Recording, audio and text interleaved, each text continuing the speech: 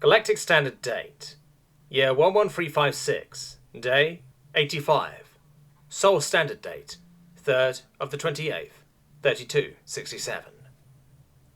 Valthan was watching intently as what he assumed to be a traditional airlock hatch simply evaporated into a plume of dust.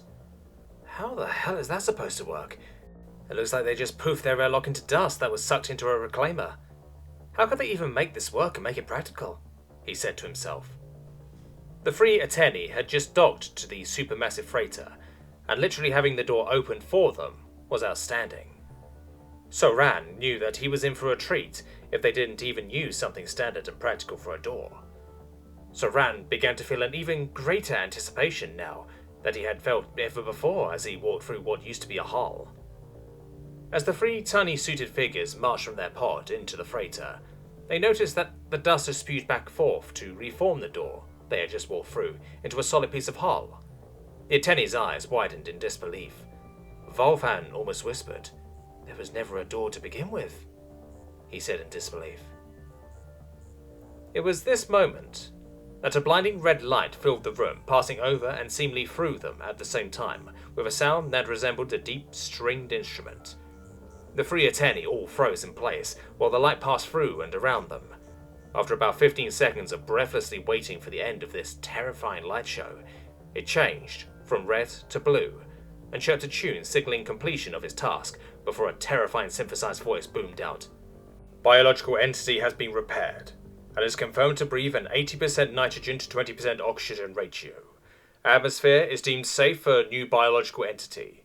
Health risks removed from new biological entity during repair sequence," it said. The Ateni mulled over what it just said for a moment, before Soran's eyes nearly exploded from his head. They were so wide before almost screaming. "What do you mean repaired? What have you repaired? Why do I suddenly feel as though I'm 100 years younger? What have you done?" he said, while feeling his face and tail, while testing his newfound mobility. As Soran's sudden outburst, the other two Ateni looked to Soran, and their mouths fell open in utter shock.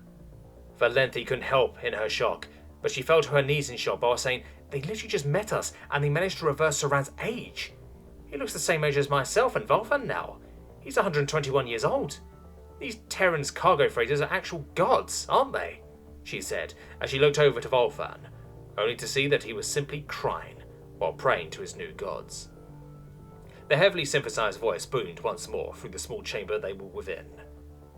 "New biological entities. State your species name for the archive, as well as your individual names," it said. Soran was busy literally jumping for joy, and Volthan was having a divine revelation, so Valenthi took the initiative, and stated through barely contained fear, apprehension, excitement, and awe, We are the Ateni," she said shakily. "I am Valenthi.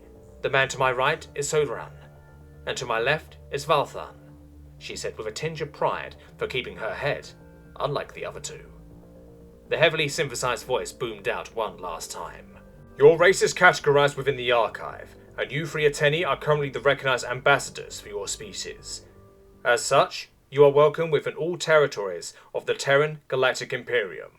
Welcome, Ateni," it said as it abruptly cut off the light and went silent. The wall evaporated once more to reveal Catherine DeLassey just on the other side. "Welcome to my ship, the Amaryllis," she said, as she barely contained the need to give pets to the newly minted Ateni ambassadors. Valthan and Soran both knelt down immediately and lowered their heads in deference to the ascendant giant before them. Valenthi was stuck staring at her as she let out a single whispered phrase involuntarily. "You're beautiful, just like the depictions of the goddess of old," she said, before tears started streaming down her face.